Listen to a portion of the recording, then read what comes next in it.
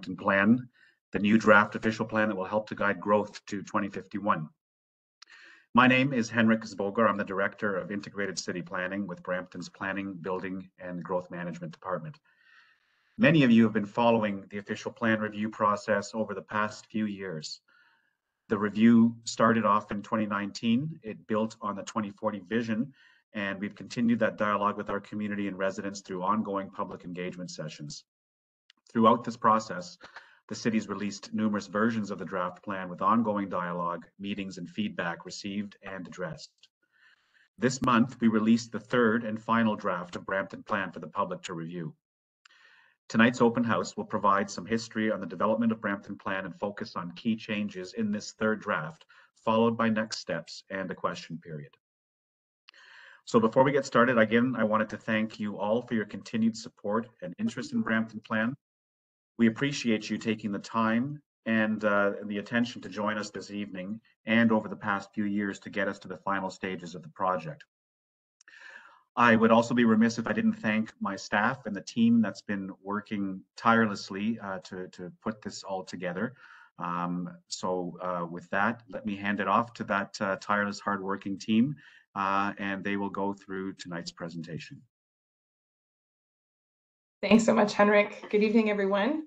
Thank you for coming. I'd like to echo Henrik's sentiments as well to our final Brampton Plan open house. For those who I've not yet had the privilege of meeting, my name is Shannon Brooks-Gupta. I'm the manager of the official plan and growth management team. I'm joined today by Matt Rodriguez from our consulting team at WSP, with city staff from a number of departments across the organization who have all played a really critical role in the drafting, refinement, and finalization of this current draft Brampton Plan that you have before you. Brampton Plan has really been a labor of love. It's been a cross-departmental and collaborative effort, and so I'm very excited to be here today with my colleagues and friends who have all really helped to inform that. So we'll go to the next slide, please. We'll start off with just a territorial acknowledgement. We would like to acknowledge that we are gathering here today on the treaty territories of the Mississaugas of the Credit First Nation, and before them, the traditional territory of the Haudenosaunee, Huron, and Wendat. We also acknowledge the many First Nations, Métis, and Inuit, and other global Indigenous people that now call Brampton their home. We are honored to live, work, and enjoy this land. Next slide, please. Just a few housekeeping items to start. For now, we're going to walk through a presentation and provide you just some background information and outline, as Henrik mentioned, a little bit of what's changed in the current draft that you have before you tonight. So for now, we're going to do a bit of speaking with the presentation, but later on through the question period will be the opportunity for you to raise your hand, participate, but feel free throughout to ask a question using the chat function. There's a Q&A function on the WebEx platform. For now, though, your microphone will be muted unless you're called upon during that question period. We did want to notify everyone that this meeting is being recorded. We did have a number of people reach out requesting that just because of scheduling conflicts, they would like for the meeting to be recorded and the opportunity to view it later. So we wanted to let everyone know that tonight will be recorded. And as I mentioned, you can participate through a number of different methods, whether through the Q&A, using that raise hand function. However, there's also another option as well. If maybe you're not as comfortable in raising your hand and speaking, or if you think of something after the fact, we want to make sure that you have an opportunity to have your say, provide us comments or any feedback, and ask any questions that you might have. So you can still email us at the opreview@brampton.ca. We're of course open to hearing anything or listening to anything that you have to say or help answer any questions you might have after the fact. So although we're here tonight for just a short period of time, there's still that ongoing dialogue that we can engage with. Next slide, please. So on the screen, you'll see tonight's agenda. I think it's been pretty covered so far. We're going to just identify a little bit about the process of developing Brampton Plan. And for those who have been on the journey with us, it's been quite a journey over a number of years. So we're excited to walk you through that at a high level. Tell you a little bit more about that final draft Brampton Plan at a high level, what's really changed in this most recent iteration, as well as next steps for us as we work towards final adoption of Brampton Plan. And as mentioned, we'll have a discussion at the very end of our time here tonight. Next slide.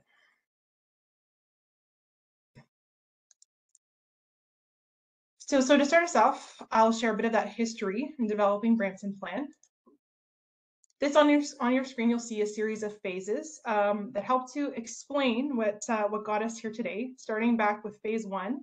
As Henrik mentioned, we started this journey back in 2019, following the finalization of the 2040 vision process. This really helped to set the foundations for robust engagement and really continue a community dialogue that started through that process. This also commenced with a formal council meeting under the Planning Act that kicked off our process and review of the official plan. We had a number of speaker series, we had a number of city structure workshops, provided a number of reports to council throughout this timeframe as well. As well, we created a technical working group with some external stakeholders, as well as internal city staff. We engaged with First Nations and Indigenous communities, held a multicultural media radio series. We had 5 virtual town halls, which really were focused in on different thematic areas covered through Brampton Plan. We also held 7 focus group meetings with various community groups. And we held our open houses, our statutory open houses and statutory public meeting back in 2022. We're here today after a number of iterations of Brampton Plan have been released to the public. We've worked to address many of the comments that have been provided to us, and so we're excited to be here tonight with that final draft the final draft for public consultation. Next slide, please. So really just to build on the long history and phases that were outlined in the last slide, we wanted to just show you a few of our engagement statistics at a glance. We had over 3,000 attendees across different events and workshops, which is really quite phenomenal. Over 500 comments received and 1,000 contacts or impressions. We had over 25 meetings and focus sessions with stakeholders, and our webpage received over 100,000 visits, which is quite incredible, as well as 25,000 document downloads for our draft Brampton Plan. So quite a few of you clicked on the link and wanted to read more, which we're really, really thrilled to see. Next slide, please. And so, of course, we wanted to just go through the fact that, you know, getting to today has been a long process. It's been an iterative process. It's been one of back and forth and dialogue. We had 7 discussion papers, as I mentioned, that were on a number of thematic areas, from arts and cultural heritage, attainable and supportive housing, natural environment, climate change and resiliency, implementing our growth management framework and official plan structure, employment and retail, transportation and connectivity, and urban design, open space and recreation, which really then helped to identify the town halls and hear a little bit more about those different thematic areas. Through this, we drafted a policy directions report, and from there, we were actually able to then draft 3 different versions of Brampton Plan. Really, again, kind of continuing that ongoing engagement and dialogue with our community and stakeholders. So we released a draft in April of 2022, as well as December of 2022, as well as our second draft. And tonight, we are going to talk about our 3rd draft, which we recently released just last week. So for now, I think I'm going to pass it over to Matt at WSP to walk us through a little bit more of the details of that draft Brampton Plan. Thanks so much, Shannon, and thanks so much, Henrik, as well, for opening this presentation. And good evening, everyone. My name is Matt Rodriguez. I'm a senior planner with WSP, and our team has been working really closely with city staff since the beginning of the official plan review process. And so it really is great to be here this evening to walk through the 3rd final draft of the plan. I'm going to take an opportunity now at a high level to walk through an overview of the plan for those who may be new to the plan or just getting oriented, but also some of the key changes since folks have seen it last.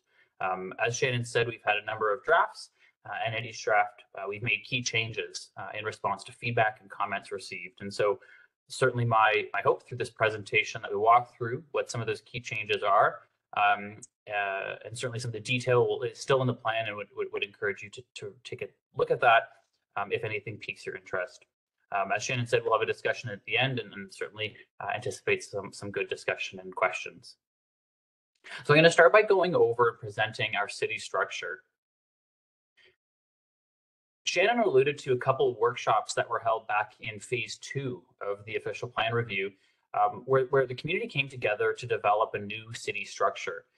This built on the 2040 vision structure that was set out and approved in 2018.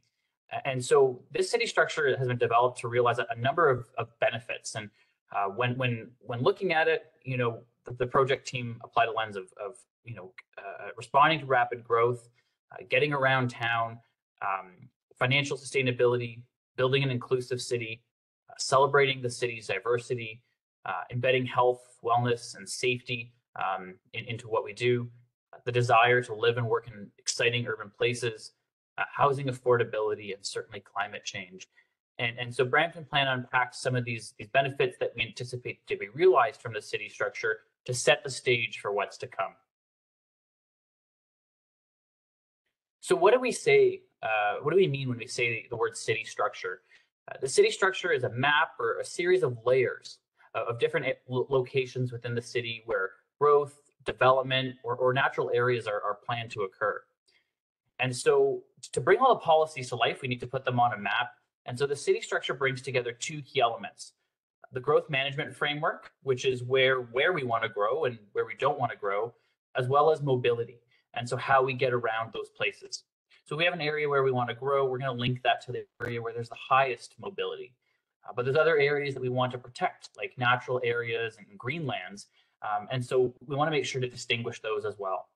Directly linked to that are all of the active transportation, transit, and street connections that make it possible to get within and between all of the different areas in the city and the broader region and surrounding municipalities.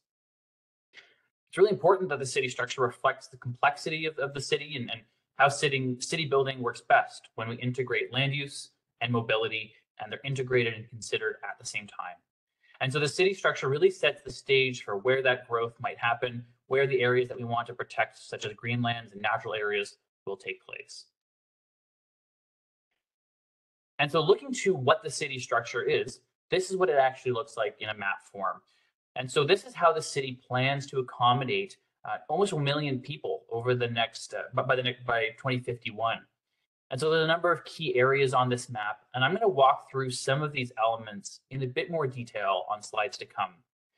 I want to highlight a few key elements here, and again, I said I'll go through in a bit more detail, but we have employment areas, which are shown in blue, community areas, which are shown in yellow, and the natural heritage system shown in green.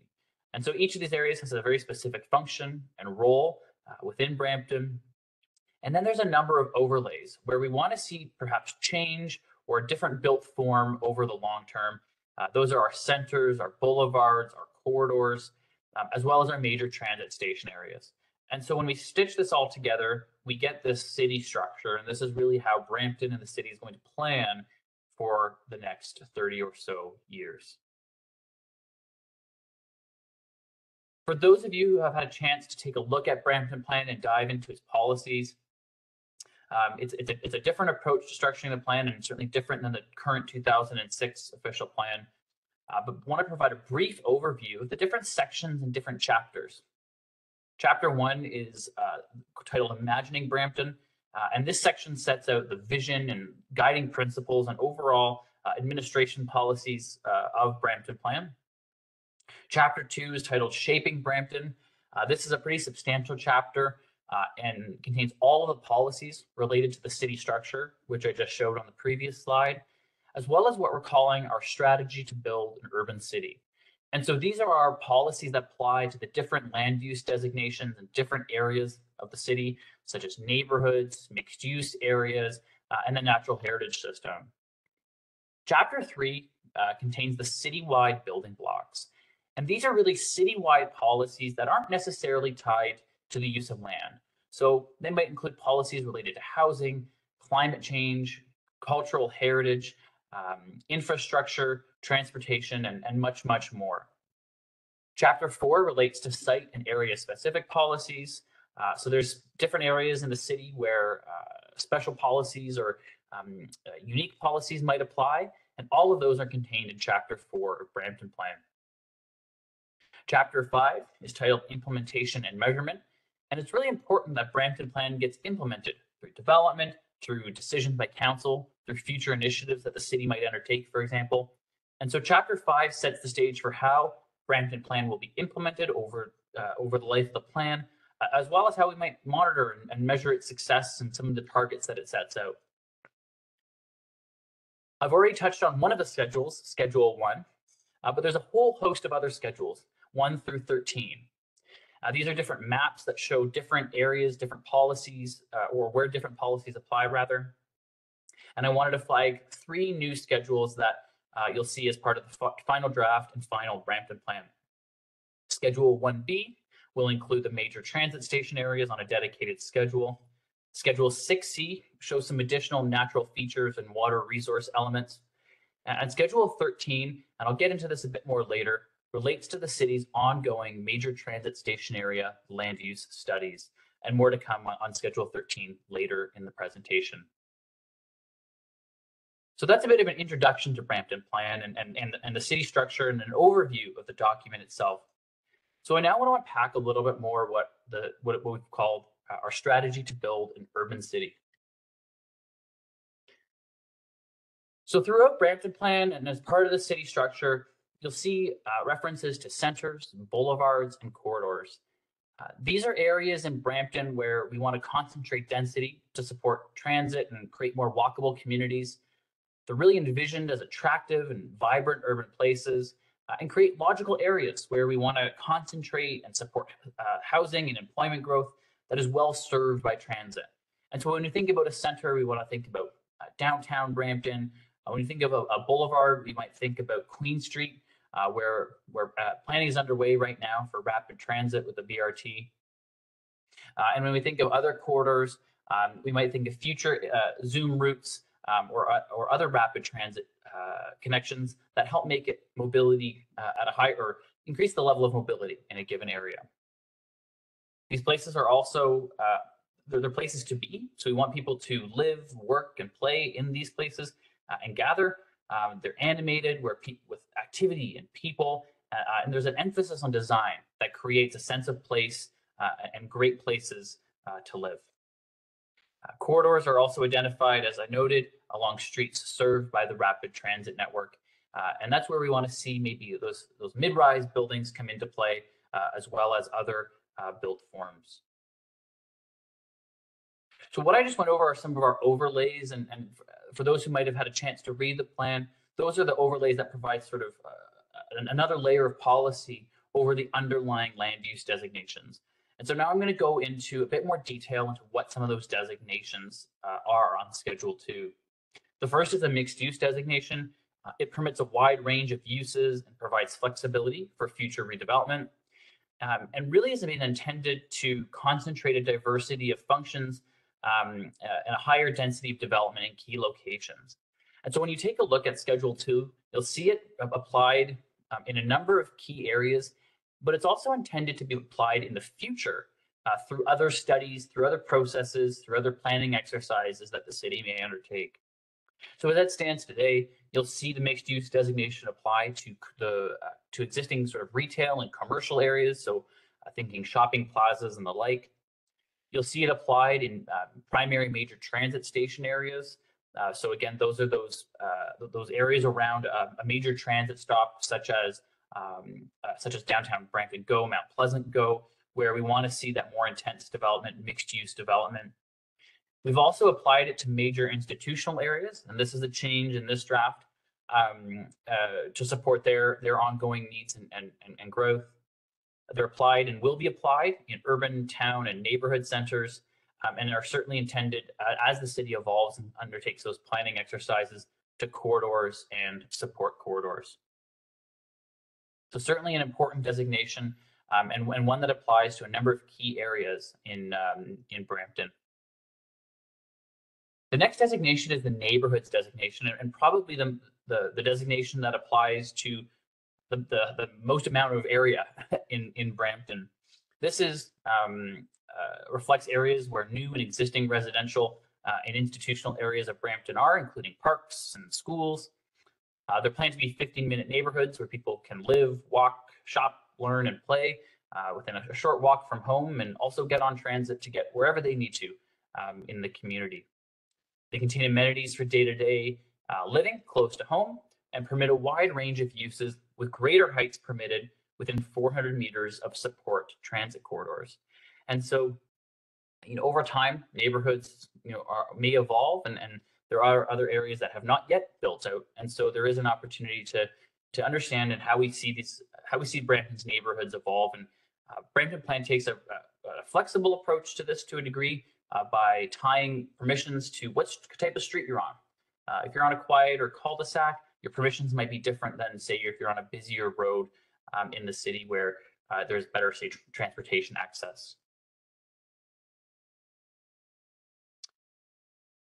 Building on what I just spoke to in terms of the flexibility in neighborhoods, Brampton Plan sets out, a new framework of heights. This is a general framework to direct the intensity of development to specific locations in the city.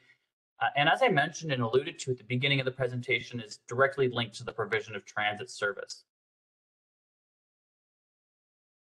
The image on your screen right now shows sort of that hierarchy and that transect. So on the left, we have our urban centers. Again, this is downtown. This is here, Ontario and Steeles. These are these areas that over time with rapid transit will evolve into more dense locations through high-rise and mid-rise development. Then we look to primary urban boulevards and town centers. And these are sort of that mid-tier, right? Thinking about Mount Pleasant Go, thinking about Trinity Commons over time, seeing these areas evolve with mid-rise, but maybe also high-rise, subject to some additional study and criteria. Then we go to secondary urban boulevards, and again, perhaps a more of a transition to away from those town centers and away from the center areas. And then we have corridors, and these are sort of a broader area, or broader areas rather, of Brampton where there may be that Zoom rapid transit or other higher order transit that we want to connect people to, and we want to see more mid-rise development happening there. Still a vibrant area, vibrant place to live, work, and play. Another notable element of our framework of heights is support corridors.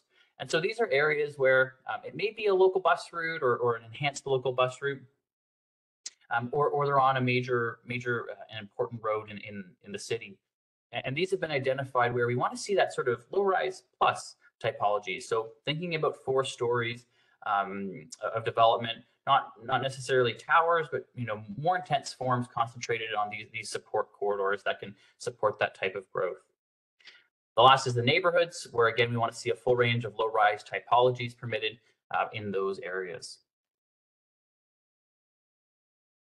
The next area I want to focus on is employment areas. So we have lots of great places where people can shop and live, but we also need great places for people to work, both residents of Brampton and those who may come to Brampton for work.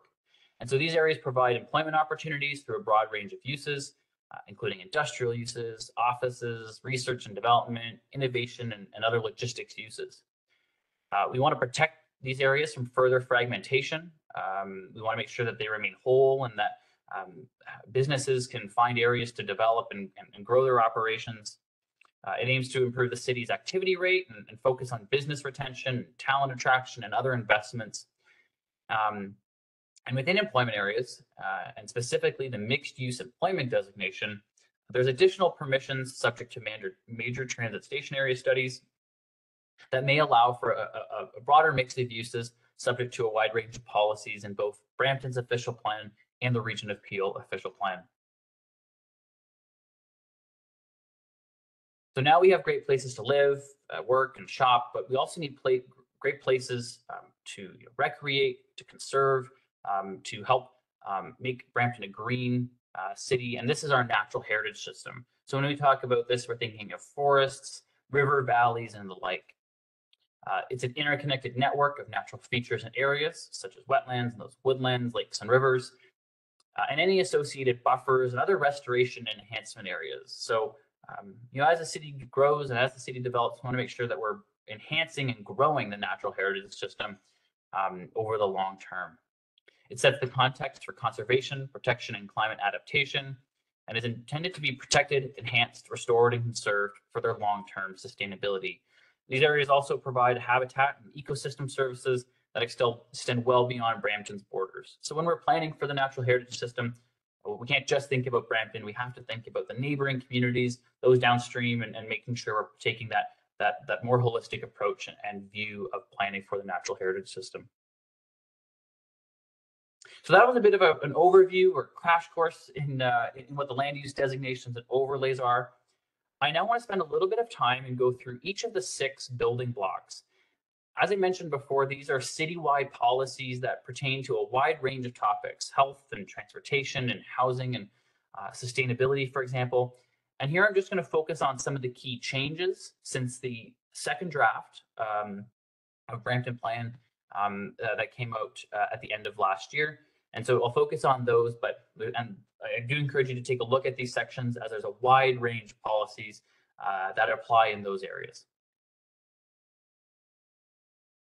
The first is the nurturing strong and connected communities building block. And really what we want to do here is help the city accommodate and grow by 300,000 new residents by 2051. And so some of our priorities to do that are urban design and building complete communities. So what's changed? We've updated and enhanced the urban design policies to align with the citywide urban design guidelines. And this is a separate process that the city is undertaking alongside Brampton Plan, and more information to come on that through a separate update. But what we've done here is taken an opportunity to update those policies to align with the work that's being undertaken through that process. For those who might be familiar with Brampton Plan, you may recall the high-rise plus building typology. This has been removed to provide greater simplification in terms of what those types are. And so now we just have the high-rise as the sort of top one, and high-rise plus, based on all of those changes we made to the urban design policies and recent changes through both from the province and otherwise, made sense to sort of streamline it to a high-rise typology. Again, we've also enhanced and revised design policies for the different building typologies that remain. And so there's been quite a bit of work done to the urban design section of this plan, and would encourage you to take a look at that if you have not yet. The next building block is sustainability and climate change. Again, our goals here are to support the city's community-wide emissions reductions plans and to plant 1 million trees by 2040. A number of priorities that will help us achieve this building block are municipal leadership, green communities, energy efficiency and emissions, climate-ready communities, green infrastructure, and civic infrastructure, thinking about water, wastewater, and stormwater. What's changed in this section? So we've updated policies related to district energy. We've undertaken minor policy revisions and refinements in response to the many comments received, which has been fantastic, and introduced new policies related to a circular economy within this section. On the housing and social matters building block, our targets here are really to help implement the city's affordable housing Brampton, the city's affordable housing strategy. A number of targets are on affordable housing, new housing units, and ensuring that a portion of this is in a rental tenure. Some of our priorities here include housing supply and diversity, as well as transportation affordability and food security. In terms of what's changed, we've revised this section and the organization of the policies to clearly align with the priority of increasing housing supply and diversity. And so we've reorganized some of the headings and how some of the policies have flowed to really reinforce the importance of housing supply and diversity. Importantly, we've updated policies for additional residential units, or ARUs, to align with recent provincial legislation and city amendments that have taken place outside of Brampton Plan. Revisions to policies have been completed for multi-tenant housing. So when we talk about that, we're thinking about lodging houses and single room occupancy housing, where say more than one person, or there's different rooms within a housing unit. And so again, an important element of the whole spectrum of housing that Brampton Plan tries to promote and sets out policies for. On the mobility and connectivity front, this building block will help us achieve some of the city's multimodal transportation objectives around transit mode share and encouraging active transportation. And so some of our priorities here include increasing connectivity, sustainable mobility, and complete streets. Through this, we've refined the hierarchy of transit services that form Brampton's transit network. So these are regional transit, so GO Train, higher order transit, BRT or LRT, rapid transit, so priority bus or Zoom, as well as support corridors. And each of these plays an important role in the overall transit service in Brampton. Again, we've made a number of minor policy revisions and refinements in response to comments received. And we've also updated references to the city's ongoing mobility plan project. Some may be aware that the city of Brampton has currently a transportation master plan, and that is undergoing a review through a separate process, and it's being called the mobility plan. And so we've updated references throughout and just made sure we were in alignment with that terminology and sets the stage for any future work that might come through the mobility plan. On the health and wellness building block, this will help the city achieve its targets for new parkland, as well as ensuring parkland for existing residents. So some of the priorities here include parks and open space, as well as public health and well-being. Again, we made a number of policy revisions and refinements in response to comments received. And we also took the opportunity to clarify and reinforce the city's parkland hierarchy in Brampton. So this includes city parks, your really large parks, your community parks, which is that sort of mid-tier, neighborhood parks, and urban parks. And so again, each of these types of parks of differing scales, different programs, different facilities or amenities plays an important role in the overall parkland needs for the city. On the jobs and living centers building block, this will help the city achieve its goals to create new jobs by 2051. And so some of our priorities here relate to economic development, culture and tourism, and cultural heritage.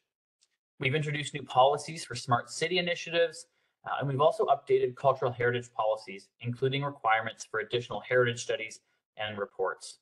And again, undertook several minor revisions and policy refinements in response to comments received. So that provides an overview of the bulk of the official plan. And so I want to go over some key implementation work that's happening, as well as future work that will happen following completion of Brampton Plan. For those who know, the planning landscape in Ontario is always evolving, and Brampton Plan will need to keep up as it evolves and as things become more certain. And so it is the intention to consider how that future work will follow completion of the Brampton Plan process. I first want to talk about Chapter 4, Site and Area Specific Policies. This, at a high level, contains special policies that apply to sites and specific areas in Brampton. But what's new and really important that we wanted to flag this evening is some might be aware that the city has been undertaking major transit station area, or MTSA, studies to develop a vision and land use framework for the city's primary MTSAs. And this has been ongoing for some time now, and city staff have been undertaking a wide range of consultations over the past year and a bit, I think. And this was all presented to Planning and Development Committee on August 28th of this year. Due to the timing and sort of the coming together of these processes, the final policies and schedules have been brought into Brampton Plan for adoption, and that's in Chapter 4, as well as Schedule 13A to N. And so in the final draft that's available today online, you'll see in Chapter 4 the draft policies for the MTSAs. We anticipate revisions there based on comments received since that August 28th meeting, as well as updates to the schedules, and those will be included in the final package. We do anticipate, though, that these policies may be moved from Chapter 4 in the future following subsequent and future secondary plan updates. And so really, just due to the coming together of these processes, it made a lot of sense to bring it into Chapter 4 to get these policies, these really important policies into place for the city's major transit station areas. The final chapter of Brampton Plan, Chapter 5, is titled Implementation and Measurement. And it's really important that, to acknowledge that implementing Brampton Plan is the job of the entire city, not just administration, council, and developers. Something that we can all look to understand what's happening in our neighborhood, to perhaps advocate for new things. And it's a really great resource and document for the whole community. And so what this document does, or this chapter does, is sets out how Brampton Plan will be implemented and how the city, public, applicants, and agencies are to use the plan, provides a framework for the completion of future secondary level plans, community improvement plans, and other studies. It sets out a framework for the zoning bylaw, establishes foundations for the growth management program to direct growth in infrastructure, and importantly contains a glossary of defined terms. And so Brampton Plan is a high-level strategic plan. And so what's important to note is that secondary plans, precinct plans, area plans are all plans that will come under Brampton Plan. They're there today, and they may be updated, revised, and it'll be important for those plans in the fulsome of time to be updated to reflect the vision for Brampton Plan. So certainly more to come on that. As I alluded to, there is an evolving legislation context here in Ontario and a need for future work. So since the release of the second draft Brampton Plan, the province has released several new legislative changes, namely Bill 23 and 97, as well as the draft provincial planning statement.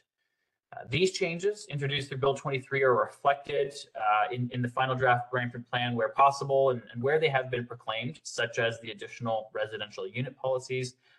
But it is anticipated that future policy amendments will be needed for Brampton Plan following adoption into 2024 and beyond to both implement the new provincial planning statement and changes to the potentially the growth plan and the provincial policy statement that are in effect today, but to also reflect changes to the role of regional planning.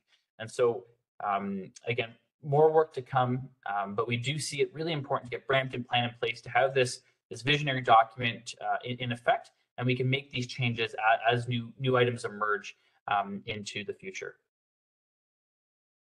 So I believe I'm going to pass it back to city staff now to walk through just some of the next steps in the process. Awesome. Thanks, Matt. We can go to the next slide. So I know this has been a lot of information, and we're really grateful that you've tuned in tonight to hear a little bit more about Brampton Plan. And again, we've got some final next steps that are happening quite quickly. So we did a pop-up community open house just at our farmers market this past weekend. Tonight is, of course, our virtual public open house. We are requesting that comments come in for final draft Brampton Plan by October 2nd, just simply because we do have some legislative timelines that we need to meet. So we want to make sure that we receive your comments, that we're able to address them and integrate them where possible in order to bring forward a recommendation report later in October to our Planning and Development Committee, seeking our council's adoption of the new Brampton Plan. This will lead to our final council adoption through a council meeting on November 1st. And from there, this is just the approval of it by our council. It will then need to go to the Region of Peel, who is our approval authority for our official plan, for review. You can go to the next slide, please. I think with that, we can open it up to our participants. And I know that there are some, there's a comment in the chat that we're wanting to address, but just a couple of reminders, your microphone is going to be muted. So please raise your hand if you do want to say something. We can then unmute you. Wanted to provide that reminder again, the meeting's being recorded. You can participate through the Q&A chat function on the bottom right hand of your screen, as well as the raising hand function. And as I mentioned earlier on through this presentation, the dialogue doesn't need to stop tonight. We can continue our dialogue via email, or if you prefer to set up a call with our project team, we're of course open to hearing from you and having a discussion. So now we'll open it up for discussion.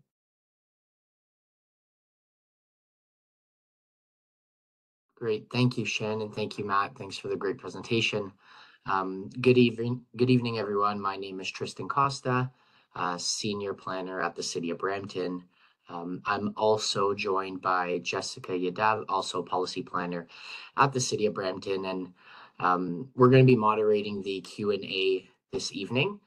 We encourage folks to use the question and answer function in the bottom right-hand corner, and we'll get to those. And also, please raise your hand, and we will have IT unmute you if you'd like to ask your questions verbally.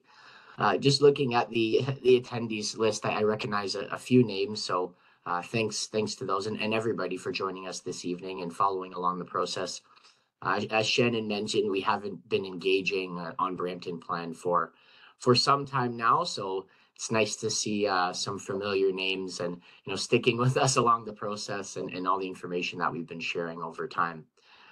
So I think I'll jump right into it. There's one question in the Q&A regarding timelines, and I think Shannon, you did touch on this. So is it true comments are due October 2nd? The draft was released very recently in the last week, and it does provide a shorter time period to get comments in. Were you able to address that, Shannon? Yeah, absolutely. No, we completely understand that it's a quick timeline. As I mentioned, there are a few factors that are driving that. The first is that we do have our legislated timelines to meet in order to conform to the Region of Peel official plan within 1 year of adoption of their official plan.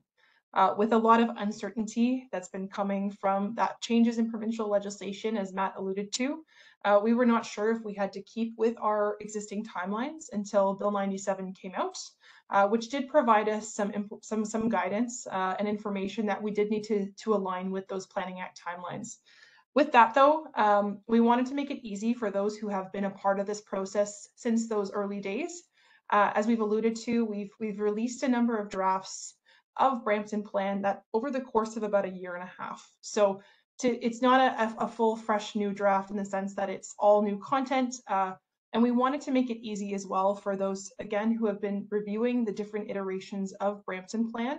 We recently just put up our track changes document, which compares the December 2022 version to the current version that's online. And so that provides a bit of a red line content version to read through and see that what has really changed since that last iteration, and to make it easy just to see exactly what we've been referring to through our conversation this evening. Again, the one thing I did want to say is, because I do recognize it is a quick time frame, the nice thing is Brampton Plan is a living document. We know that it's going to go through further revisions in the future. There'll be official plan amendments, there'll be updates based on those changes that Matt alluded to as well. So we do still want to hear from you. We want to gather your comments. We just want to make sure that we can effectively address them. Hopefully I've answered your question though. Great, thank you, Shannon. I just want to reiterate as well that a recording of the presentation and the meeting tonight will be available on the webpage. So if you need to, re-listen to any of the answers that were given or some of the materials, it will be there. So I'll go to our hands under the attendees.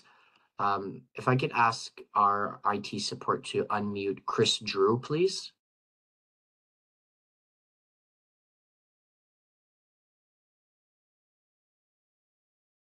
Chris, you're unmuted. Hello, can you hear me? Yes, we can. Awesome, excellent. Thanks so much for the great presentation, really detailed, exciting to see the next version of this. A couple of really quick questions. First one, I'm sure this is the case, but just wanted to confirm, obviously, the densities, the framework of the plan, the structure, obviously it supports the Queen Street Highway 7 Bus Rapid Transit Project and the Main Street LRT project. That's my first question. Second question, I didn't hear a specific reference to this. I'm sure it's the case, but because there was that recent news about the federal government's Housing Accelerator Fund, and they've been asking municipalities to do certain changes, I assume that this version of the plan responds to the letter that Minister Fraser sent Brampton to say, make certain changes and then you can access the funding. I'm sure that's the case, but if someone could just confirm that, and that's, I assume, been worked into this plan. And my final question, I think I saw a statistic on one of the slides about the goal is to have 25% of new development to be rental. And there was a lot of slides, so is that going to be a specific policy reference goal? And I'm just wondering, because of that recent announcement of the federal government removing the HST from rental housing, I'm wondering if there's an opportunity for I wonder if the assumptions behind that 25% may now need to be adjusted because of that change by the federal government. And I realize these changes are very, very recent, so I'm just curious what version of this plan and those recent changes. I hope that makes sense. Thanks so much. Absolutely. No, those are some great questions. I can take the first hit at them, and of course, Matt or anyone else on the city team, feel free to let me know if I miss anything. Your first question was talking about consideration of the transit structure with the BRT and LRT that will be occurring in Brampton. The answer is absolutely yes. So Matt, I don't know if you want to maybe go back to our city structure schedule, because that really does help to showcase how we've tied together our land use plan as one that's quite supported by our transportation network. Really, Brampton plan was built with this intention that we have our land uses and our transportation network highly integrated. That's really the foundations. And so here you'll see on our city structure, you'll see that darker, deep red line that's thick, that's our primary urban boulevards. And that aligns with where we have higher order transit investments occurring. And as Matt alluded to in the overlays portion of the slides, it talks about the fact that those are our locations where we have some of our highest density. So we really do want to see our densities go where there is transit investments. And then also, additionally, throughout there, you'll see that we have our major transit station areas. And so there's that ongoing work that's happening with our colleagues. We do have one of our colleagues who is leading that work with the major transit station area studies, who is helping to unlock that additional density and appropriate built form for those locations as well. So absolutely, the first answer is yes. Our city structure is highly tied together with our transportation network. The second one was about the Housing Accelerator Fund and the recent requests that have come forward. In short, yes, we've worked to address the ones that relate to Brampton Plan. So through the most recent iteration, you'll see some of the higher level directions of what we've committed to through our Housing Accelerator Fund application identified in Brampton Plan. However, some of them will require implementation through other mechanisms. It can be more attention setting at the official plan level, but in alignment with some of the initiatives that we put forward as part of our application, where it was possible, we have worked to integrate that into our current draft of the OP. And I believe your last question had to do with the current rental tenure percentages that are identified in Brampton Plan in our Chapter 3. So I think to start with that, we are actually aligning with the targets that we've identified for affordable housing, purpose-built rental with what the Region of Peel official plan identifies. So first and foremost, those align between our municipality as well with our upper tier municipality.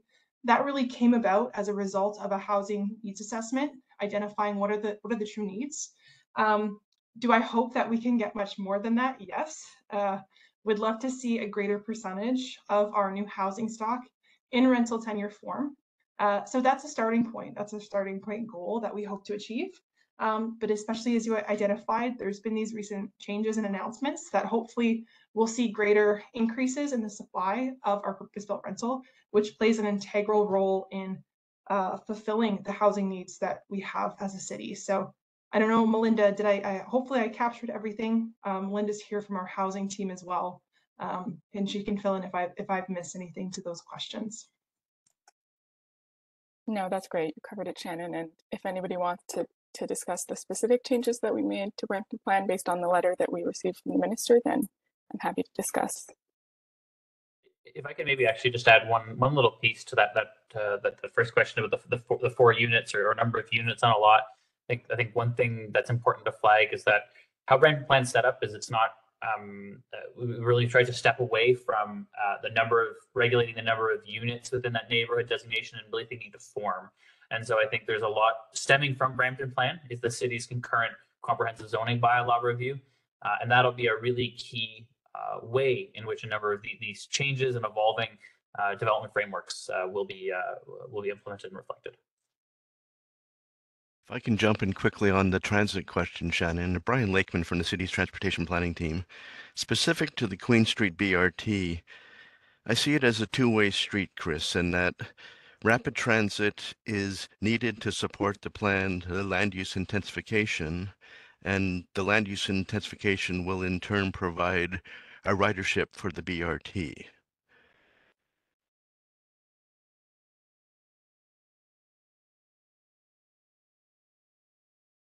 That's great. Thanks, Brian.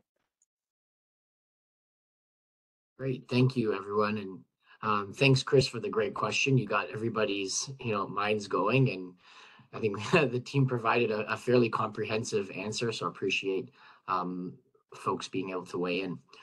So we'll go to the next person with their hand up. That is Anand. If we could unmute Anand, please.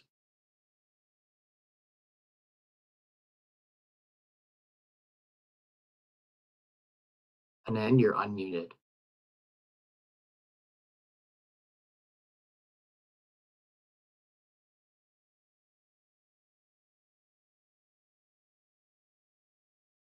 Anand, are you able to speak?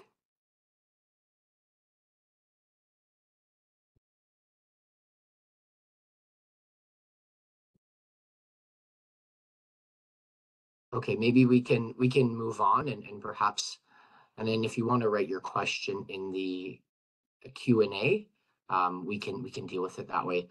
So we'll move to the next person with their hand up, and that's Sylvia. Could we unmute Sylvia, please?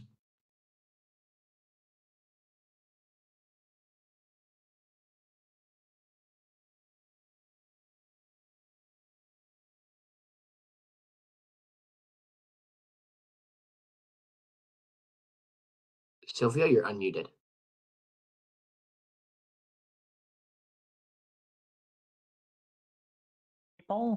And so my question is, once we blow past 1 million before the mid 2030s, what is the plan to accommodate future growth? Based on the federal government's population targets, by 2051, Brampton is going to probably be more like 1.5 million. And so my question is, what are our plans for accommodating more growth than 1 million? Because we need to be accommodating at least 20 population already going, and the federal government has committed to increasing population growth. Nothing. And what are our plans to make the plan much more dynamic so it can respond relatively quickly? Because at 25,000 people a year, a decade, which is the statutory timeline for the minimum, the maximum time before you can do your first plan, is potentially 250,000 people or more.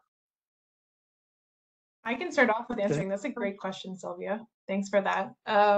There's a few things that I want to say in response.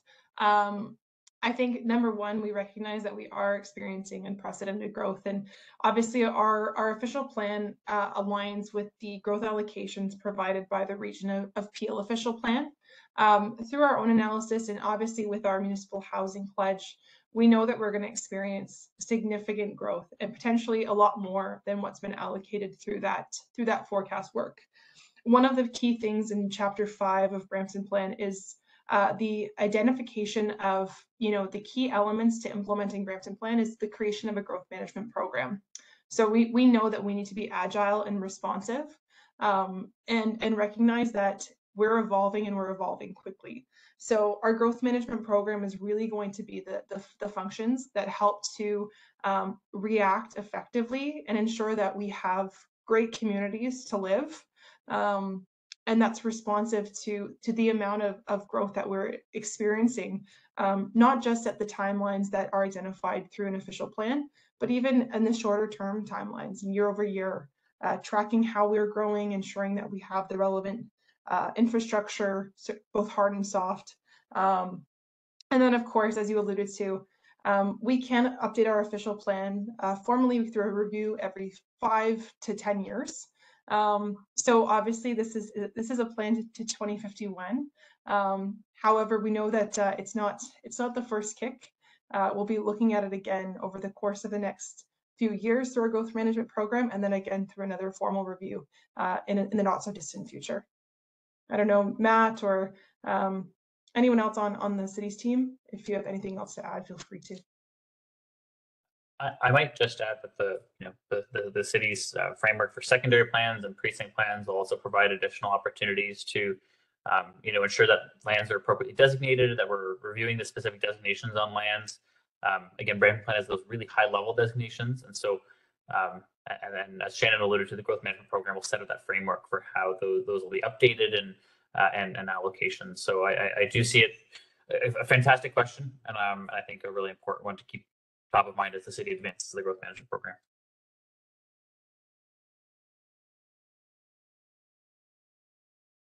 Thanks, Matt and Shannon, for those responses. Good evening, everyone. Policy planner at the city, and I will be supporting with this portion. We'll do, I see one more hand raised before we get to some folks who've submitted their questions through the chat function. So if our IT support can please unmute Cole J.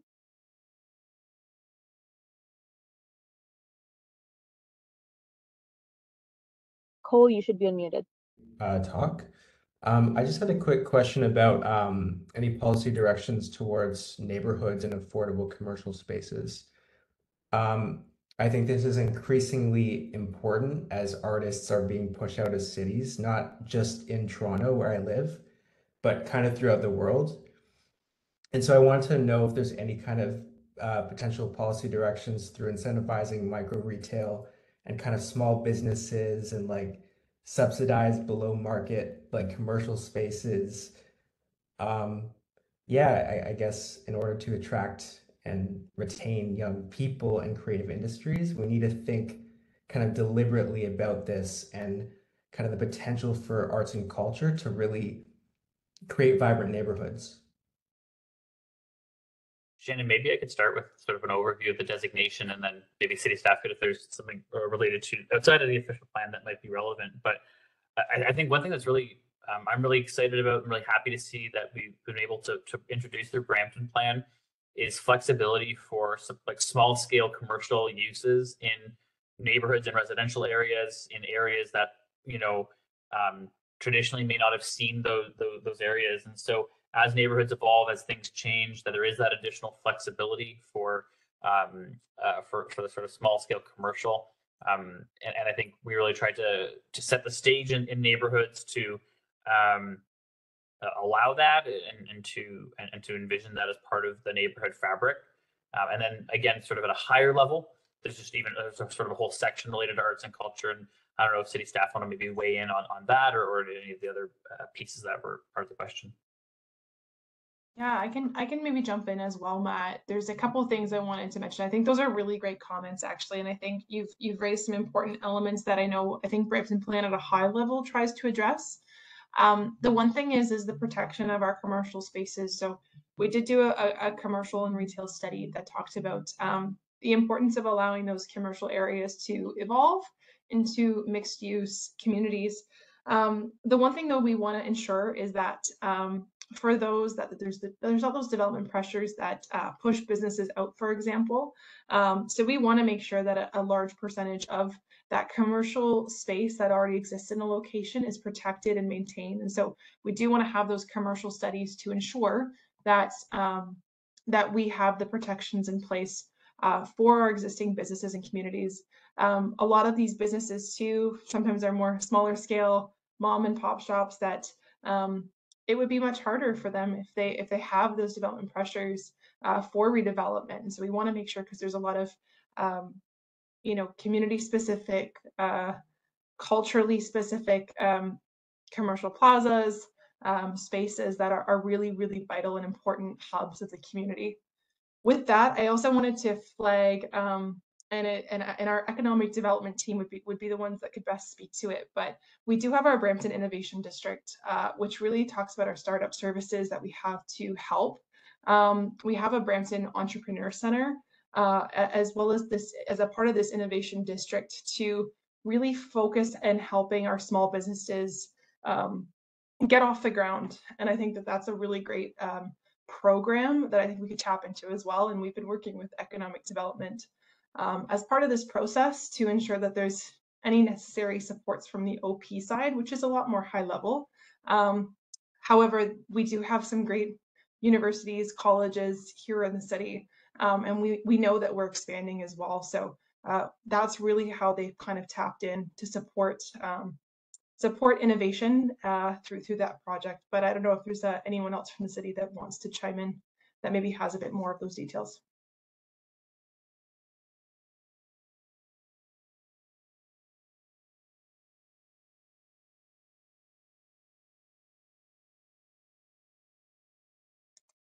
If not, Cole, I think that's a great comment though, and we'll take it back. We'll see if there's anything else from a policy side that we can work to integrate, but I think you've raised some great points.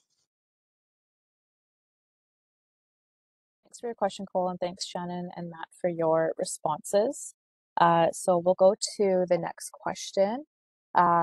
So there's several references made to the Region of Peel official plan. How will the dissolution of the region affect Brampton plan, and how do MZOs play into the plan?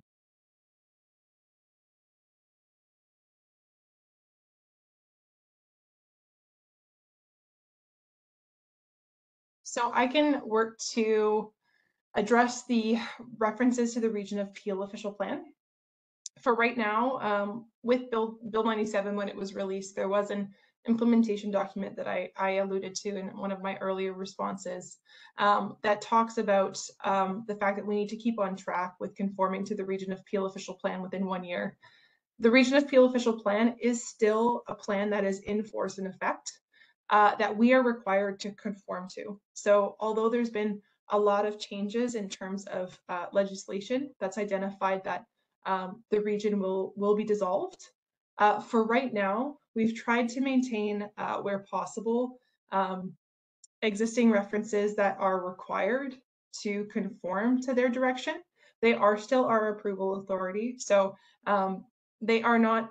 They're still in existence as of right now, and so we need to work within the parameters of the legal framework that we currently have in force and effect. So that is why we still have those references to the Region of Peel official plan.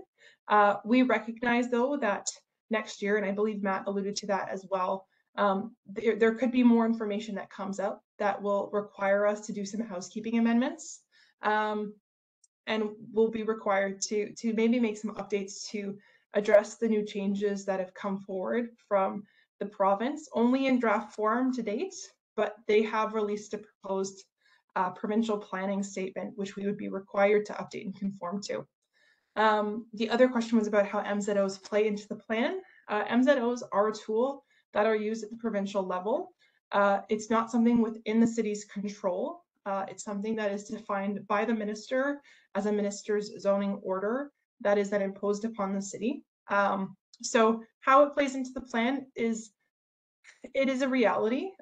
Sometimes MZOs are used, and we don't have too much say in it in all situations. We can provide comments as a city for MZOs that are coming forward typically, and provide some positioning, but Brampton plan itself does not address Mr. Zoning orders particularly. It's just something that is a tool the province is able to use.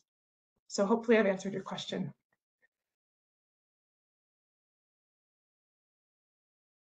Thanks for that response, Shannon.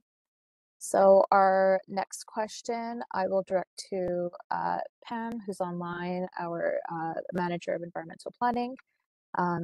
The question is that it's great to see the Brampton 2040 vision moving forward. Emissions from buildings and vehicles are major contributors to climate change. What progress are we making with district energy and with incentives for reducing emissions from buildings and vehicles? And I'll add on another question that relates to that regarding opportunities to increase our tree canopy in the future. Great, just let me know if you can hear me. Yep, we can hear you. Great. Yeah, so we're very pleased that the official plan does contain a lot of the messaging from the Brampton 2040 vision, including Eco Park, Million Trees, Institute for Sustainable Brampton, as well. Environmental sustainability and climate change are really part of the key drivers and pillars of the OP, which is great to see. Our Community Energy and Emissions Reduction Plan, which is our CERP, did have some priority projects for the next 5 years, one of those being to ensure that the City of Brampton policies and programs are all aligned with supporting those CERP objectives and targets. So I think we've achieved that with this official plan.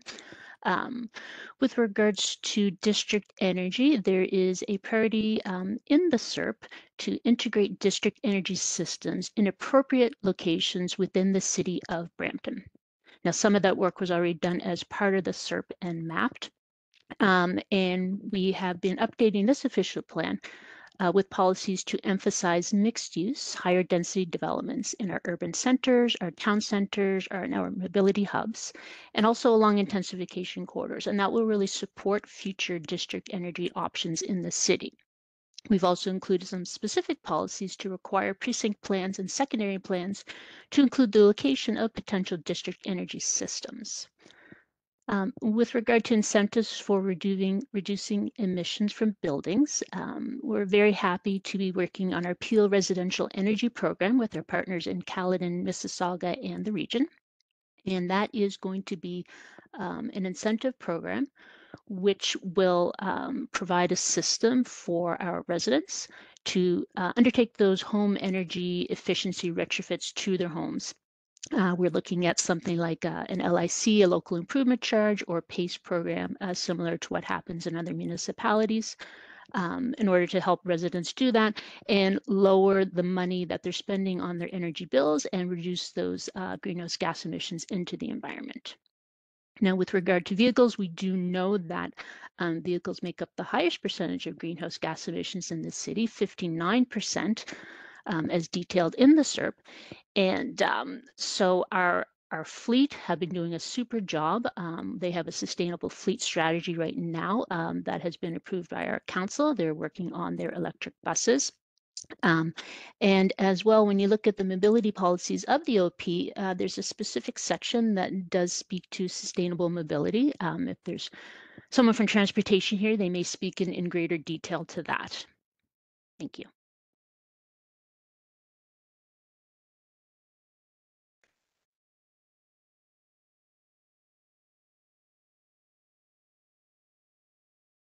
Thanks, Pam, for your response.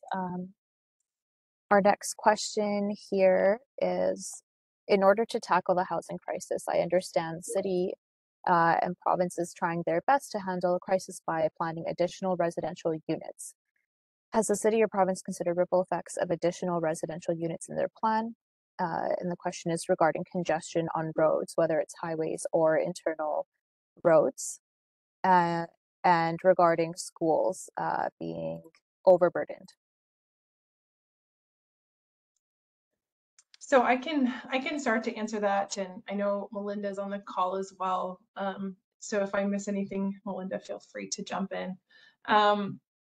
Absolutely, we know additional residential units are a major driver of housing growth in the city of Brampton. We definitely consider that in Brampton Plan as best as we can. Through Bill 23, there was the change by the province to enable 3 units as of right across the city on any residential lot. So we know additional residential units are enabled as of right in our city. And this is why we recognize that our city structure requires the relevant investment in transit to really move people. We know as we become a city of 1 million, we cannot have everyone driving their car. There needs to be a shift to more sustainable methods and modes of moving people around. Of course, that comes with bringing local jobs here. So economic investment and growth is really critical as well to support a local workforce.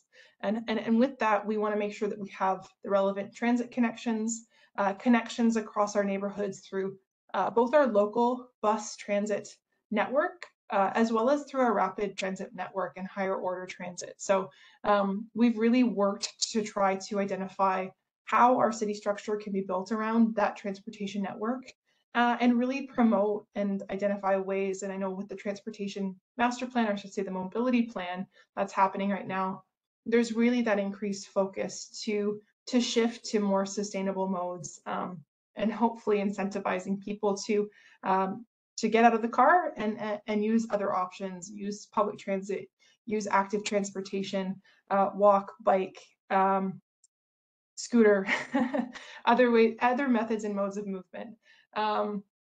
So the other part was about schools are overburdened already. We worked in collaboration with the school boards in advising them about this plan, and through our growth management program, as well as we identify the forecasts and try to reflect and update them in the future. That information will get passed to our school boards. The school boards are the ones that really need that understanding of what the growth allocation is, how it will change over time. So recognize schools is not something specifically that we can address as a city. We have to rely on our school boards specifically for that. However, we recognize that we need to create great communities, and having the relevant parks, open spaces, community services and amenities, and of course access to schools is really, really critical. So we'll continue to work with the school boards as a key partner of this. I don't know if anyone else from the city team has anything else to add.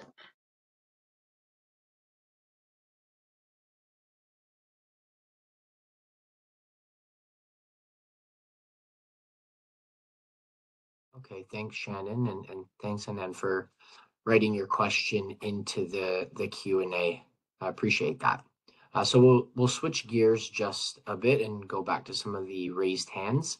If we could unmute Harry, please.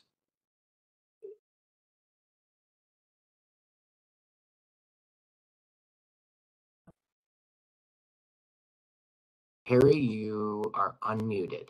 Yes, my question is a simple one. In 2018, we issued, the Brampton City issued the Brampton 2040 vision. That was prepared by a consultant with lots of fanfare, Beasley. What is the status of that document? Because that was a comprehensive plan for Brampton also. And I don't see any reference to that or to that plan, or what is the status of that document? That's Maybe I can start with the city structure, Shannon. Yeah, thanks so much for the question. It's a really great one. And I think harping back to sort of the beginning of the Brampton plan process, the 2040 vision was critical to the discussions that we're having, the vision that we were setting forward, and how we looked at the plan. And so I think you'll see actually quite a lot from Vision 2040, even if it's not explicitly referenced in the plan. So some examples include the network of urban and town centers, the concept of the Brampton Eco Park, which is set out in the plan, a number of the rapid transit or transit initiatives, as well as the vision itself. So the vision statement from the 2040 vision, as well as a number of elements of that document, have been actually directly pretty much translated into Brampton plan. And so you might not see those exact references, but I can say that there was quite a bit that we were able to pull from and use that important document, since the city had all those conversations and all of that great engagement on that, not too long ago. So I don't know if Shannon, if you want to add anything to that. Yeah, for sure. No, that's a great question, Harry. And it's actually the same team that led the 2040 vision is the one that led Brampton plan. So that gives you the kind of comfort of the continuity that really Brampton plan is infused by that 2040 vision. It's really been a key driver. And I know Tristan, who's here on the call today, was incredibly informative and as part of that project team. And obviously that project team has just grown and evolved as we focus in on the official plan review. But absolutely, the 2040 vision is this real pillar of what the future needed to look like. And that really has been infused into Brampton plan and what you see today. So if you do check out chapter 1 of Brampton plan, you'll see that context setting that's up front. And that's where it's really referenced. But as Matt alluded to, it's outlined through our city structure. It's really, it's identified throughout the document. So thank you for that question.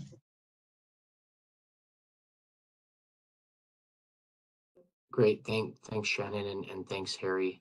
Yeah, I'd say I'd echo some of the comments made with respect to the vision and the marriage with the official plan, Brampton plan, and I think our OP Brampton plan is really that implementation piece and implementing all of those visions and principles that were established through the visioning process. So if we could go to our hands again, hands raised, if we could unmute John. John has his hand raised.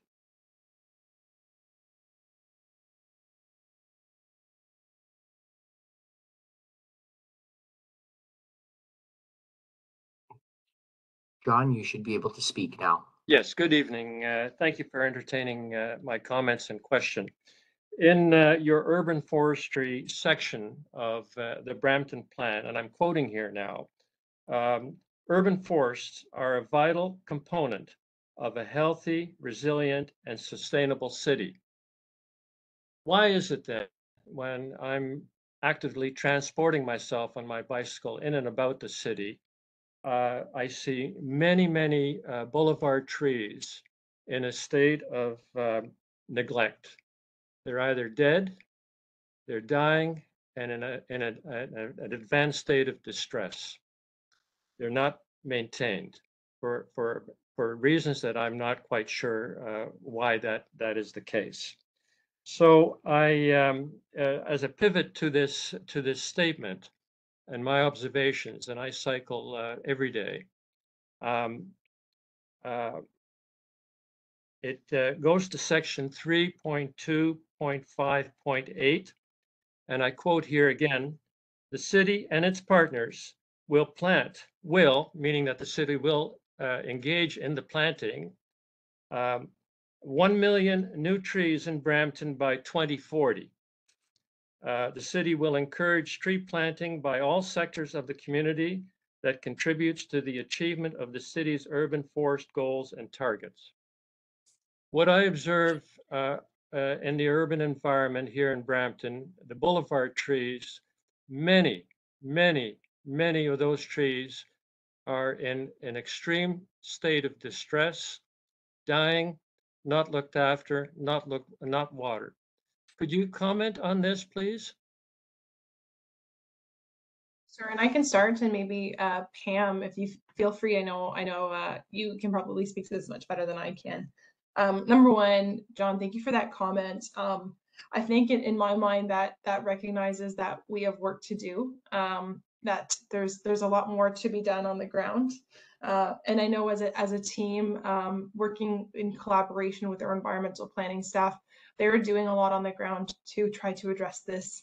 And they have quite a few events and activities that try to bring the community into it as well, to recognize that the city alone can't help to protect and support the growth of our natural environment. It's a collaborative and team effort. But Pam, maybe I don't know if you had anything to add to that comment or those questions. Thanks, Shannon. Yeah, that's a comment that I have heard before. It's more of our forestry department. My understanding now is that they have been working on an urban forest management plan, and some of the recommendations coming out of that are related to staffing to have people dealing with this matter. So it is definitely something that is on our radar and that is being looked at. Hello, Shannon. It's Nelson. Hello, Mr. Van West. Thank you for the question. Having being involved in the design of roadways and street boulevards and street trees, I know there's challenges with planting within very harsh environments. A lot of the fault of the condition of those trees having to do with road salt. And my understanding is that the road salt gets sprayed with higher and faster, volumes of traffic on those roads. So initiatives like the Complete Streets, there was a recommendation of our 2040 vision and is infused in this Brampton plan, is going to help us mitigate some of those speeds and hopefully provide environments that trees and plant life can survive in those boulevards. So you're correct. But again, it's a huge struggle for our maintenance people to keep on top of that because of the environment that these trees are trying to grow in. Hope that helps to answer the question.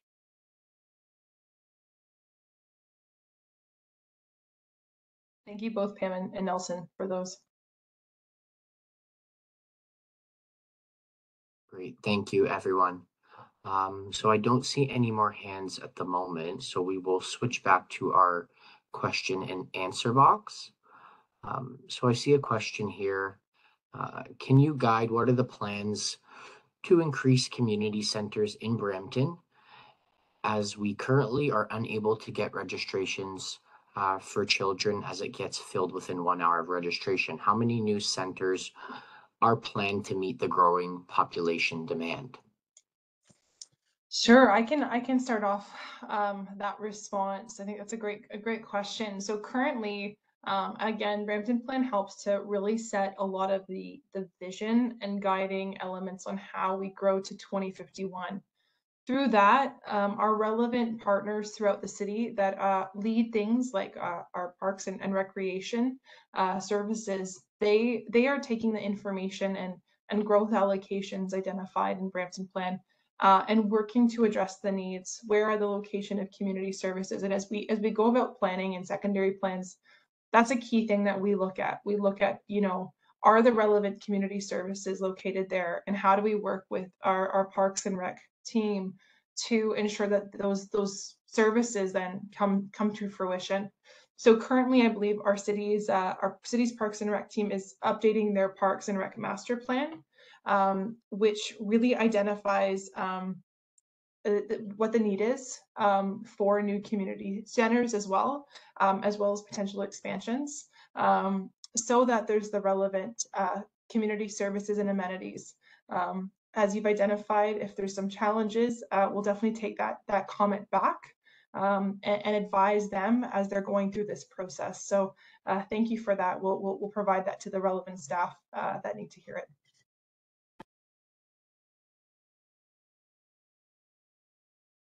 Thanks for that, Shannon. Our next question here is regarding tenants and landlord protection. So there's an increasing number of tenants, and one of the issues is failure to pay rent. Are there any plans to have better protections in place so that landlords are better able to support the increasing rental demand? I can maybe start. I know Henrik, Melinda, feel free to jump in if I do miss anything. One of the things that as a city that we're looking at is the landlord licensing. And that really is to do more so with ensuring the health and safety of new students that are coming in, as well as for renters. In terms of doing anything specific for landlords and ensuring that rent is paid on time, that really is other levels of government that we look to, specifically the landlord tenant board. That is the purpose and intent of having that process. There isn't a whole legal system that exists. And when it comes to providing notices and going through those proper legal mechanisms, and so we would typically just defer to those kinds of tribunals to really guide and provide the framework for that.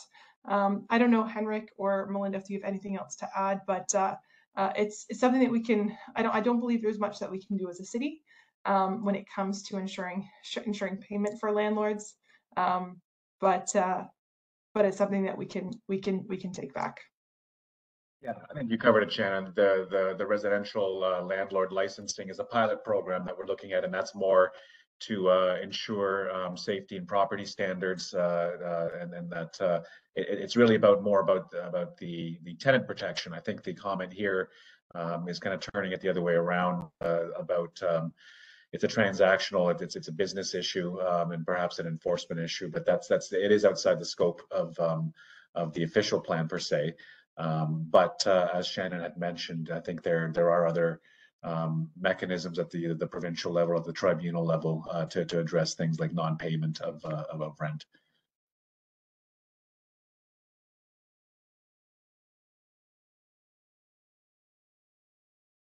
Thank you, Henrik and Shannon, for that response. I see we have a couple more folks with their hands raised. So if our IT support can unmute Chris.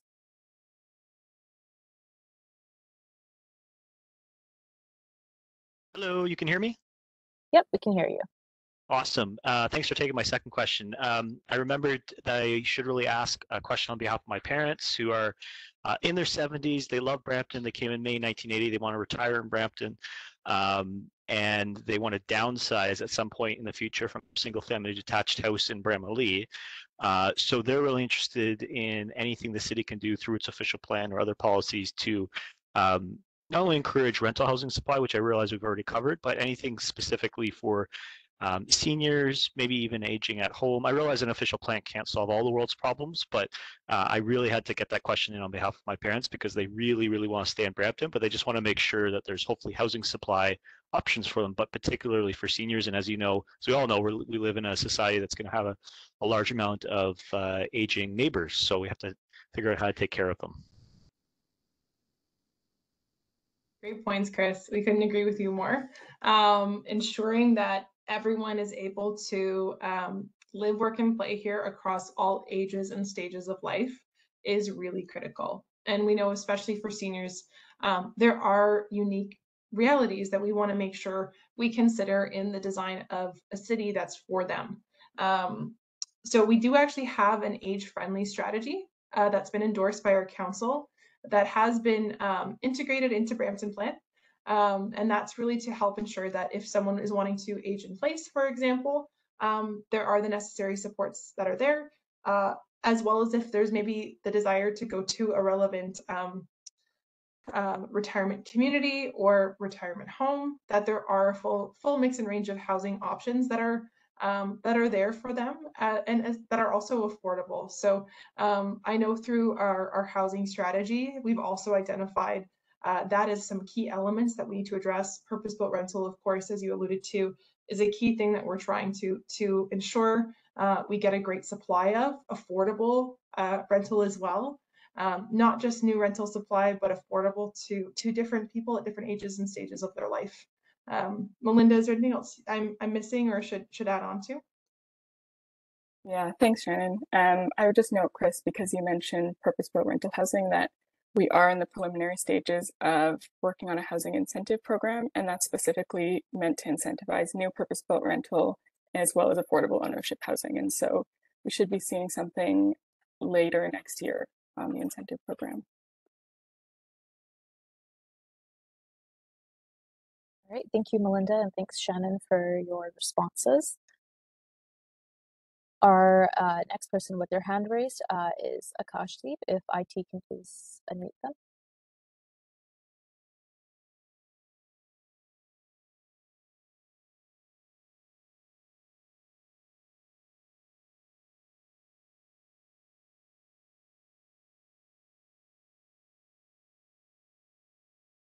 Is our IT support able to unmute Akashdeep, please?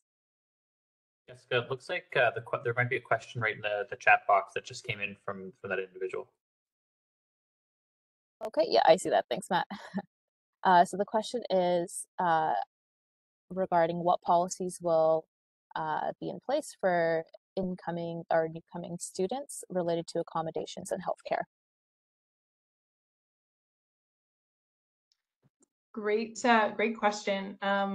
I can start off with that, and again, I can defer to anyone else that wants to add on. We have quite a few things. We know that we have a huge student population that are both local and coming internationally, and so we recognize that we need to have a full mix and range of housing options. I think that's been well alluded to throughout, and I think, as Melinda mentioned, having more purpose-built rental and affordable options is something that we're currently working on.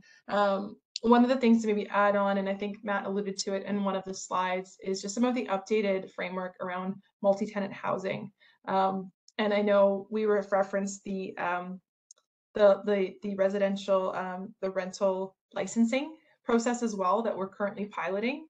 And that really is to ensure a big part of it came for ensuring that, especially international students that may be newer to the community or to the country even, have their health and safety considered, and making sure that there's suitable and adequate accommodation that's provided. And that's really the intent behind ensuring that these that like multi-tenant houses, for example, are effectively regulated. And so that's a big thing that as a city we want to ensure everyone's protections, and the health and well-being of our residents is really critical. So that work is being undertaken. But overall, I think the policies through Brampton Plan set the foundations for a great mix and range of accommodation options for everyone, new students, newcomers to Canada, as well as existing residents that have been here for 40 years. And of course, we know healthcare is an incredibly important piece that Brampton needs. There's been ongoing advocacy for additional hospitals by the city. We recognize and set that direction through Brampton Plan at a high level, that health and wellness is a huge priority. It's one of our building blocks. We can tackle it from a built form perspective and how our land uses are designed to ensure the health and well-being of our residents. But of course, we work in partnership with William Osler Health System to ensure that there's the actual on-the-ground delivery of more healthcare options. And really, that's something that comes from funding from the province in particular, but the city has shown an ongoing commitment to as well. For example, with Peel Memorial, the development of our second full hospital. But hopefully I've captured everything, and feel free to add on if I've missed anything.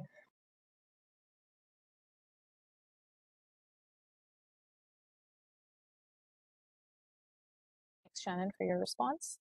Okay, the next person with their hand raised is Sylvia. We can have Sylvia unmuted, please. Hello.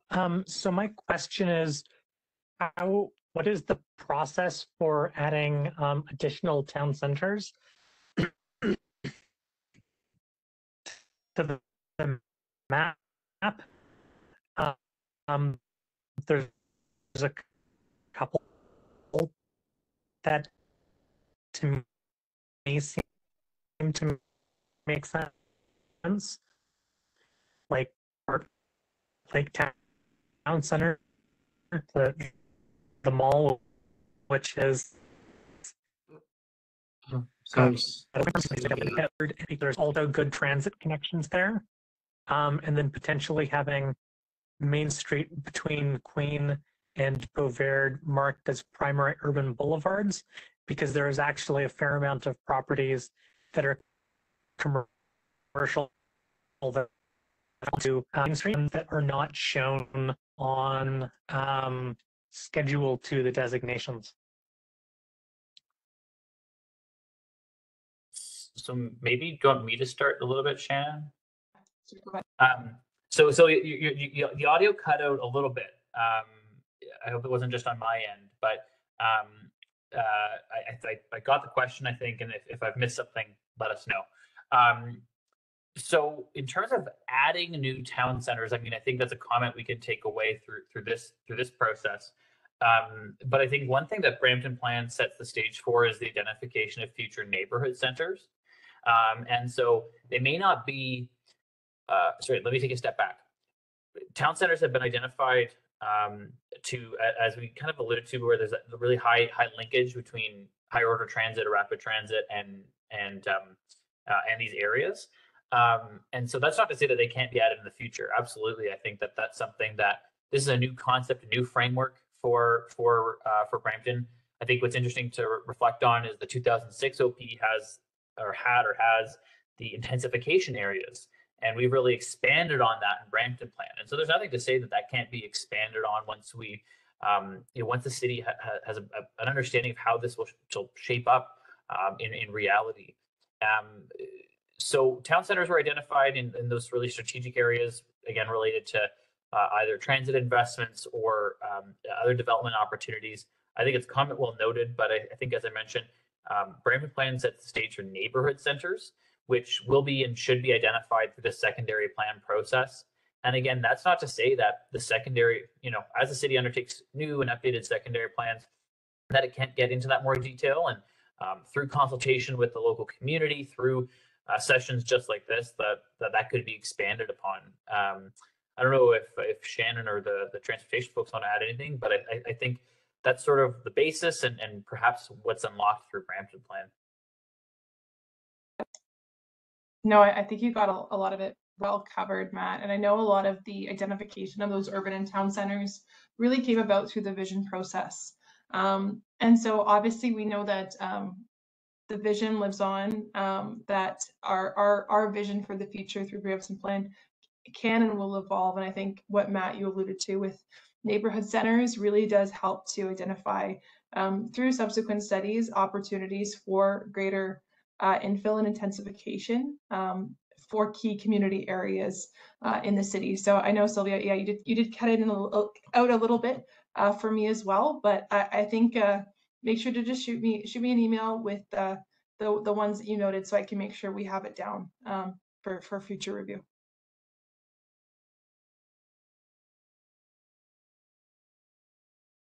Great, thank you, everyone.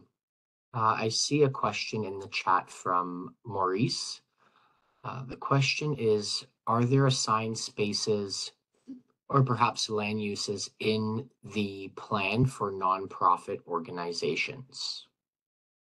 Yeah, that's a great question, and city staff may round this out, but I think one of the things that we wanted to unlock through Brampton Plan is the idea of community hubs, and really these spaces that bring different organizations together. You know, it's hard to say that this space will be for a not-for-profit, or that this will be for this through an official plan. But what we want to do is have those community hubs, have those vibrant communities and have them throughout neighborhoods so that they're smaller scale.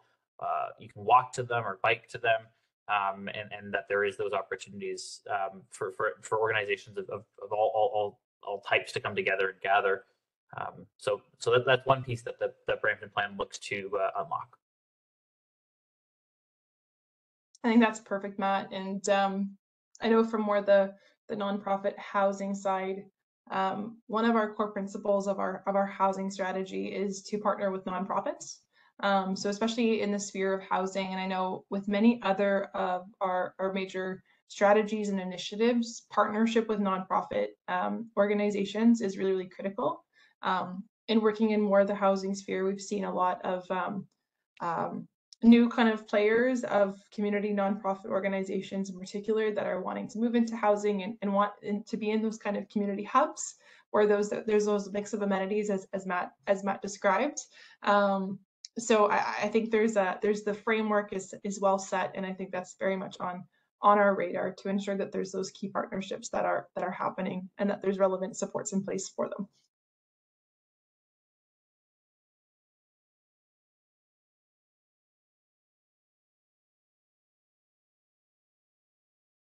Sorry, we had a follow-up question from Maurice. How do we nonprofit organizations get involved in these future discussions and plans? Absolutely. I think first and foremost, being on our mailing list, and feel free to reach out to us. We're open to meeting with you and having a dialogue, just so we can build those connections. I think a really great piece of working together in collaboration is to build relationships. So we're open to meeting, and we can, depending on the sphere and the relevant kind of connections that you can make, we can make those introductions to the relevant parties at the city side. Great, thank you, Shannon, and thank you, Maurice. I see John has a follow-up question with his hand up again. Could we unmute John, please?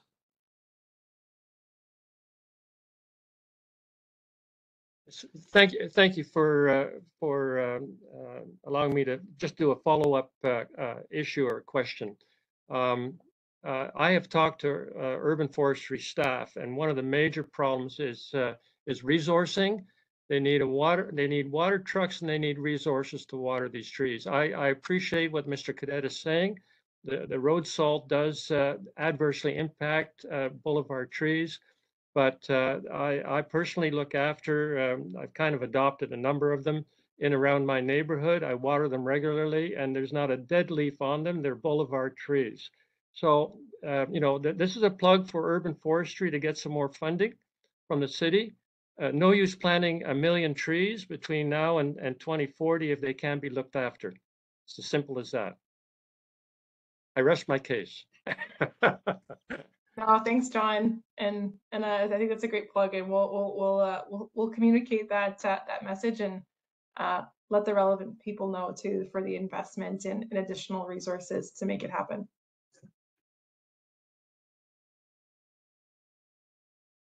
Thank you, John. One more question I see in the chat here from Juror is, my understanding is that development in downtown is dependent on flood mitigation. I don't see any reference to this in Brampton Plan. What is the status of the recommended flood mitigation and where does it fit into the Brampton Plan? I can start, and then if anyone else wants to chime in, I know there's a number of people, and I don't believe anyone that's leading the project, the Riverwalk project, is maybe on the call. They would probably be they would be the best ones to answer that question. We do reference it in our chapter 3 as it relates to the need for the Riverwalk in order to address the floodplain challenges that the downtown faces.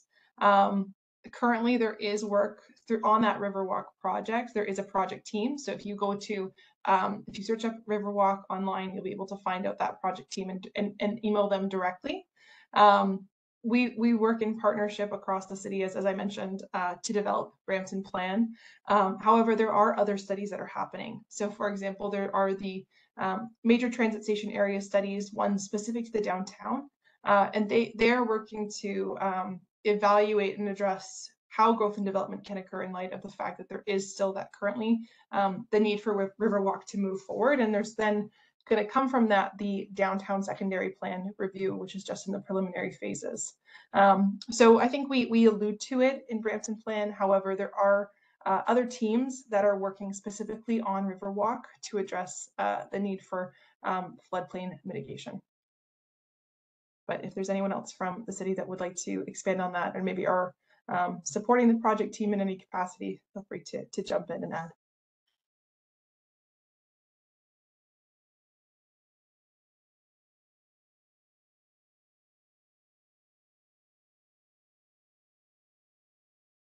Okay, thank you, Shannon. I don't see any more questions in the chat or any hands raised. Is there anybody else who would like to ask a question, perhaps in the chat or verbally regarding the Brampton Plan, any of the material you saw today? Again, I'll mention that all of the materials of the recording, inclusive of the presentation, will be available on the webpage in the coming days. I see Maurice has his hand up, perhaps a follow-up question. Could we unmute Maurice, please?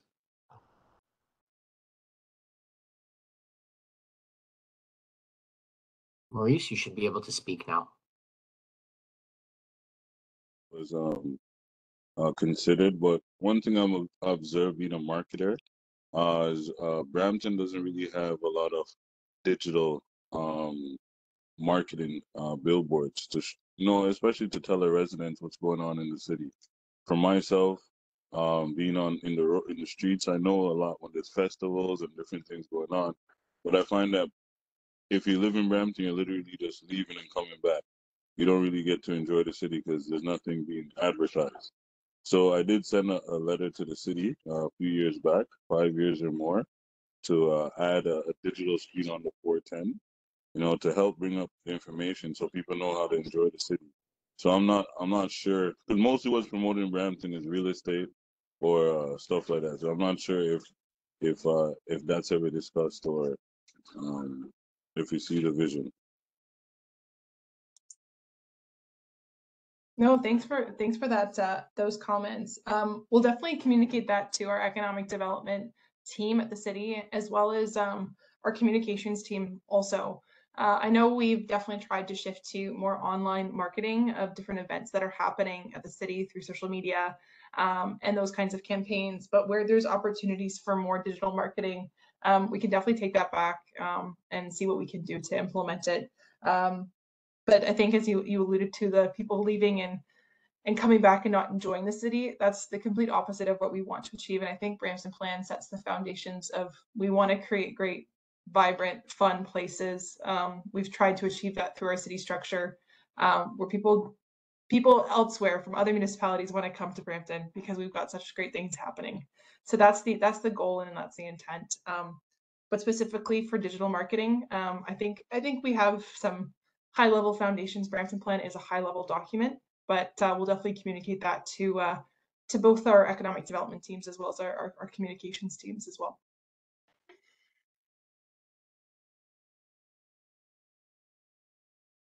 Great, thank you, Maurice, and thank you, Shannon, for the response. We do have a few minutes left. Is there any more questions, comments related to the material related to Brampton Plan? You can see on the screen that you'll be able to email the project team to submit any questions or comments by October 2nd.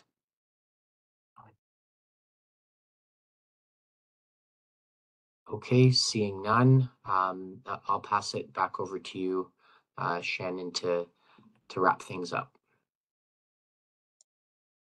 No, I think this is great. I just want to say a huge thank you to everyone that attended tonight for your comments, for your questions. I think they were really fantastic, and we really appreciate it. As Tristan mentioned, I think that this has, of course, been a great dialogue, but feel free if you have anything else that has sparked your interest or any other final comments that you think of after tonight's session, feel free to email us at opreview@brampton.ca.